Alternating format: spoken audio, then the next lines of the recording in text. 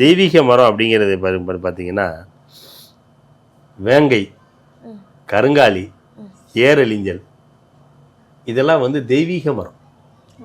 புரியுதுங்களா? அரச மரம் இதெல்லாம் தெய்வீக மரங்கள். இதெல்லாம் இறைவன் இவருடைய இது, அதாவது இறை சக்தி உள்ளவர்களும் இறைவன் இருக்கக்கூடிய தெய்வீக மரங்கள் இருக்குது. இதுக்கெல்லாம் வந்து நிறைய அற்புதங்கள் நிகழ்த்தும் நிறைய ஒரு, அதாவது என்ன சொல்கிறது அப்படின்னா, நிறைய ஐஸ்வர்யங்களையும் நிறைய சக்திகளையும் தன்னிறைய கொண்ட மரங்கள் எல்லாம் தெய்வீக மரம். நிறைய விருட்சம் இருக்குது தெய்வீக மரங்கள்.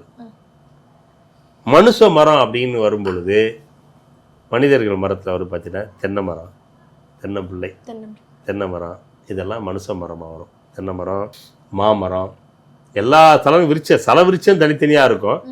தென்னை மரம், மாமரம், பலாமரம் இதெல்லாம் மனுஷங்க மரமாக வரும். சரிங்களா? அசுர மரம் இருக்குது. இந்த அசுர மரம் தான் ரொம்ப டேஞ்சர். அசுரன்னா யாரு? இறைவன் கெட்ட ராட்சச மரம் தானே. முருங்கை மரம், முருங்கை மரம் அசுர மரம். என்ன சார்? ஆமாம். புங்க மரம் அசுர மரம், மூங்கில் மரம் அசுர மரம். எப்படி அசுர மரம் சொல்றீங்க கேட்டீங்கன்னா, அந்த முருங்கை மரத்தை நீங்கள் ஒரு பக்கம் வெட்டிட்டீங்கன்னு வைங்களேன், அப்படி பல பக்கம் துளுத்து வரும். ஒரு அசுரனை வந்து வெட்டிட்டா அவன் ரத்தமெல்லாம் அசுரனை உருவாவான்னு சொல்லுவாங்கல்ல, அவனுடைய ரத்தங்கள் எல்லாம் 1000 அசுரனை உருவாவாங்கல்ல. அதே மாதிரி புங்க மரத்தை வெட்டுங்க, அதுவும் 1000 வரும். மூங்கில் மரத்தை வெட்டுங்க, அதுவும் 1000 வரும். இதெல்லாம் வந்து அசுர மரம். இந்த அசுர மரங்கள்லாம் வைக்கக்கூடாது. ஆனால் வீட்டுக்கு வீடு முருங்கை மரம் வச்சுருப்பாங்க, வாசல்லே இருக்கும். நீங்கள் நல்லா பாருங்களேன், முருங்கை மரம் வச்சுருக்க வீட்டில் மேக்சிமம் விருத்தி இருக்காது.